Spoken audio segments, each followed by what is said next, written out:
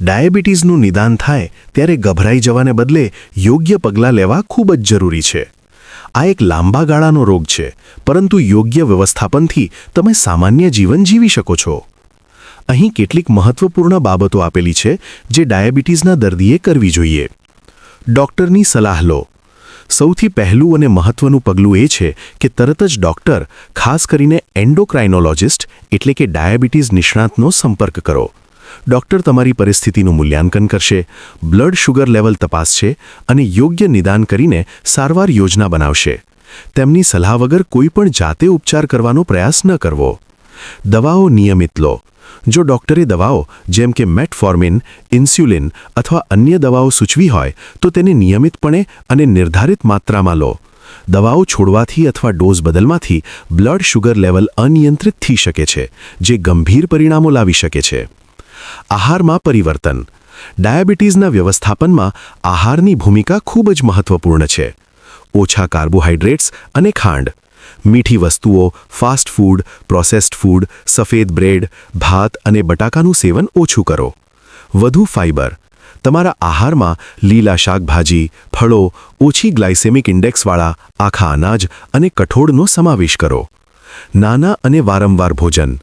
દિવસમાં 3 મોટા ભોજનને બદલે 5 થી 6 નાના ભોજન લો. આનાથી બ્લડ શુગરનું સ્તર સ્થિર રહેશે. પાણીનું સેવન. પુષ્કળ પાણી પીઓ, જે શરીરને હાઇડ્રેટેડ રાખે છે અને બ્લડ શુગરને નિયંત્રિત કરવામાં મદદ કરે છે. પોષણ નિષ્ણાતની સલાહ. ડાયટિશિયન એટલે કે પોષણ નિષ્ણાંત તમને તમારી જરૂરિયાત મુજબનો આહાર ચાર્ટ બનાવવામાં મદદ કરી શકે છે. નિયમિત વ્યાયામ.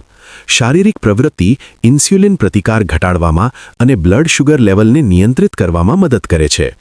રોજ ઓછામાં ઓછી 30 મિનિટની મધ્યમ તીવ્રતાવાળી કસરત કરો, જેમ કે ઝડપી ચાલવું, સાયકલ ચલાવવું, તરવું અથવા યોગ કરો. કોઈ પણ નવી કસરત શરૂ કરતા પહેલા ડૉક્ટરની સલાહ લો. બ્લડ શુગર લેવલનું નિરીક્ષણ. નિયમિતપણે તમારા બ્લડ શુગર લેવલનું પરીક્ષણ કરો. આનાથી તમને અને તમારા ડૉક્ટરને સારવારની અસરકારકતા સમજવામાં મદદ મળશે અને જરૂર પડે સારવારમાં ફેરફાર કરી શકાશે. ગ્લુકોમીટરનો ઉપયોગ કેવી રીતે કરવો તે શીખો અને તમારા રીડિંગ્સનો રેકોર્ડ રાખો. વજન નિયંત્રણ. જો તમે વધારે વજનવાળા હો અથવા મેદસ્વી હો તો વજન ઘટાડવાથી ડાયાબિટીસને નિયંત્રિત કરવામાં ખૂબ મદદ મળી શકે છે. સ્વસ્થ આહાર અને વ્યાયામ દ્વારા વજન ઘટાડવા પર ધ્યાન કેન્દ્રિત કરો. તણાવનું વ્યવસ્થાપન. તણાવ બ્લડ શુગર લેવલને વધારી શકે છે. યોગ, ધ્યાન, ઊંડા શ્વાસ લેવાની કસરતો અથવા તમને ગમતી પ્રવૃત્તિઓ કરીને તણાવને નિયંત્રિત કરવાનો પ્રયાસ કરો. પૂરતી ઊંઘ. દરરોજ 7 થી 8 કલાકની ગુણવત્તાપૂર્ણ ઊંઘ લો. અપૂરતી ઊંઘ ઇન્સ્યુલિન પ્રતિકારને વધારી શકે છે. પગની સંભાળ. ડાયાબિટીસના દર્દીઓને પગની સમસ્યાઓ થવાનું જોખમ વધારે હોય છે. રોજ તમારા પગ તપાસો. ફિટિંગવાળા અને આરામદાયક જૂતા પહેરો. પગને સ્વચ્છ અને સૂકા રાખો. આંખો અને કિડનીની તપાસ. ડાયાબિટીસ આંખો રેટિનોપેથી અને કિડની નેફ્રોપેથીને અસર કરી શકે છે. નિયમિતપણે આંખોની અને કિડનીની તપાસ કરાવતા રહો. ધૂમ્રપાન અને દારૂ ટાળો.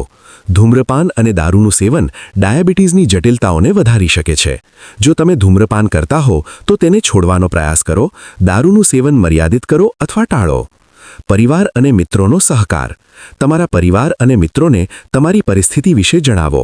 તેમનો સહકાર તમને આ રોગનો સામનો કરવામાં મદદ કરશે. ડાયાબિટીસનું યોગ્ય રીતે વ્યવસ્થાપન કરવાથી તમે લાંબા ગાળે થતી ગંભીર જટિલતાઓને અટકાવી શકો છો અને સ્વસ્થ જીવન જીવી શકો છો. નિયમિત ફોલોઅપ, ડૉક્ટરની સલાહનું પાલન અને સ્વસ્થ જીવનશૈલી અપનાવવી જ આ રોગને કાબૂમાં રાખવાનો શ્રેષ્ઠ માર્ગ છે.